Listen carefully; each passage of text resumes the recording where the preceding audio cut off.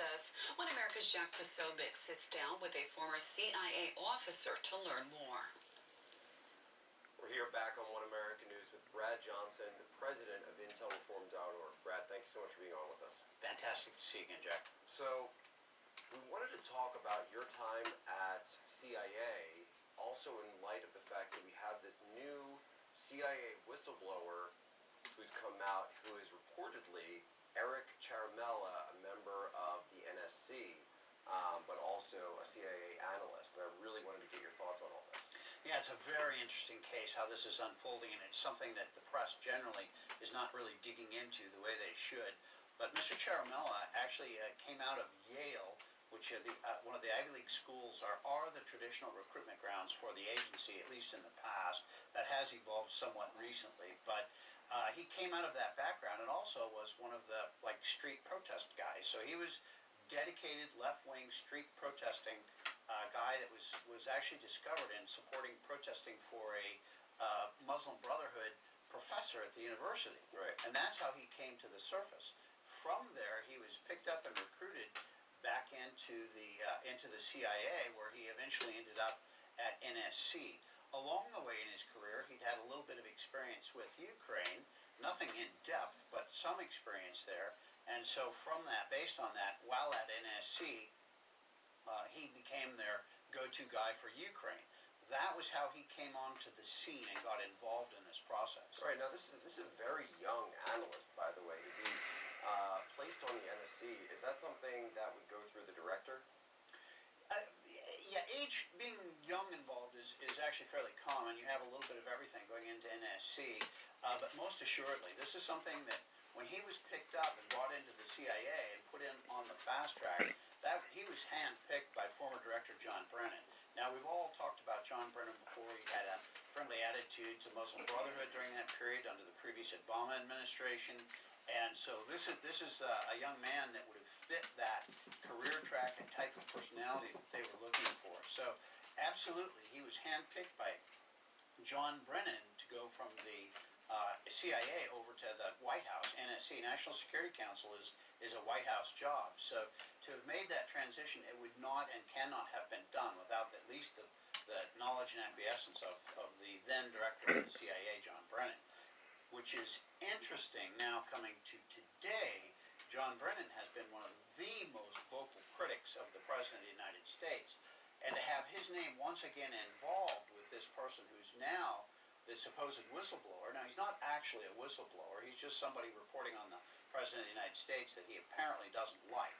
He does not fit the whistleblower criteria, which those are very clear outlines of within the law and regulations as to who is actually a whistleblower, and that is to report on malfeasance or corruption within the intelligence community, not on a separate branch of government like the President of the United States. So it's an inaccurate description to call him a whistleblower, just to begin with. During his time at the NSC, he started during the Obama administration. He was working very closely with Joe Biden, who had been also made the point man for the administration on Ukraine. He's been very public about this. We can see in the White House visitor logs that he was actually participant in the meeting where Joe Biden originally started telling the Ukrainian delegation to fire the prosecutor that was looking into Burisma. He also accompanied Biden on many of these trips. Now, the fact that he's so closely intertwined with Biden and was handpicked by John Brennan, does that lead you to believe that him wanting to stop this investigation is actually because he's worried about what they might uncover? I think you've hit on the real center of the question that everyone needs to be asking and has not been discussed almost at all publicly. And that is, you've got Hunter Biden, who has zero experience in the energy world, so why would he be picked, and with a background that is normally considered unsuitable? He had a drug problem, emotional issues, and was fairly unstable as an individual, and yet was picked to be put on salary by an energy company to the tune of $83,000 per month. Now that's a pretty hefty salary for somebody who has zero experience and no visible utility. So the only thing that... Which, by the way, apparently this Charamella had no issue with. Correct. Didn't see any national security issues. Precisely. Charamella was involved in all of these sorts of things directly, which I think is part of the issue here.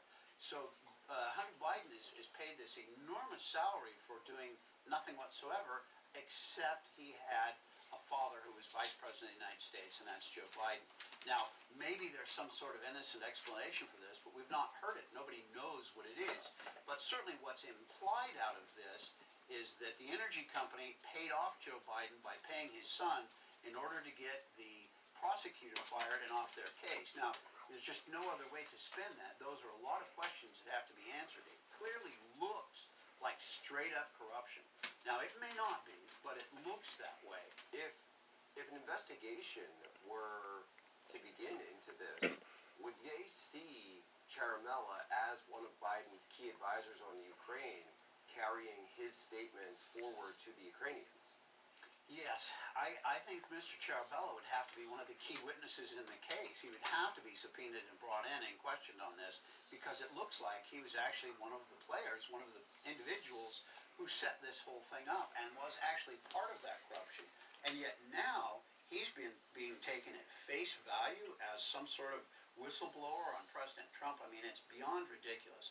This needs to have an independent prosecutor, perhaps a special prosecutor, take a look at this case to find out if Joe Biden was involved in corruption, and if this Eric Charabella was involved in this himself personally.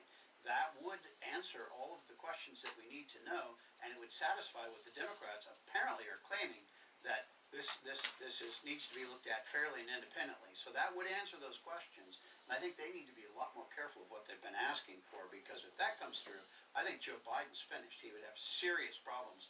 What would be the explanation for this what appears to be corruption? It's kind of interesting that right after all of this information came out about Charamella, they immediately stopped saying that we don't need to hear from the whistleblower in the hearings. Yeah, very interesting. And So of how course, much money that fell is right off on of the heels boat of the to coming Biden out that Adam and to Schiff Schiff his and to committee Pelosi had and to coordinated Schumer previously and with the CIA this same spooks. individual, which is again deeply suspicious. It looks like the whole thing was manufactured. The guy In was a fact, not protester so for much the to target Muslim President Brotherhood Trump, although that is at something they're Yale, also doing, but instead to cover their own tracks and their own involvement, handpicked and their there own and brought up the corruption. line by That's what Brennan. appears to be on the front burner in How do this you get case. to be a street Yeah. leftist That protester sounds so insightful. Where can like people go to find more Antifa? of your work? So now we have to wonder, which I've already been wondering, and I believe Antifa is really the CIA. It makes a lot of sense why the cops won't touch him. To the open after a record third quarter fundraising haul, communications director Tim Murtaugh says the president